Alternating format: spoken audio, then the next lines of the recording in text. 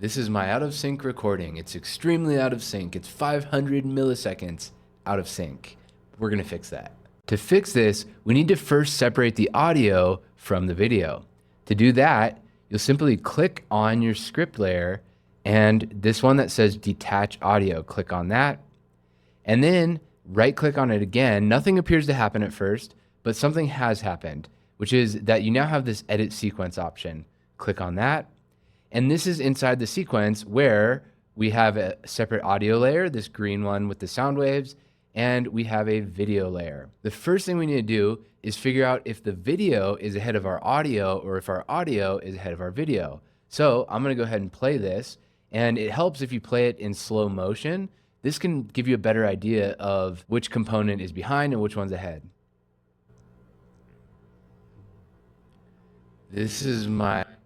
So as you can see, my lips started moving before the audio came in. So what that tells me is I need to move the video back later relative to my audio layer. And so what I can do is just click on my video layer. It's this top one here. I can click on it and I can slide it to the right, like so.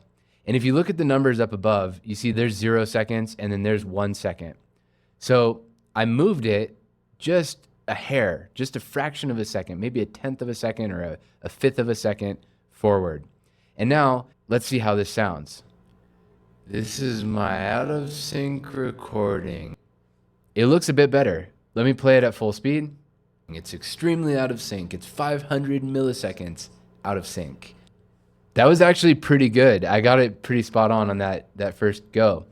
But this usually takes me several tries. I have to adjust it left and right just a little bit at a time. And every time you make an adjustment, you back up a bit, play it, see if it's in sync. And if it's not, keep adjusting it until it is. And another tip for you, you know in Hollywood, they have those clapboards.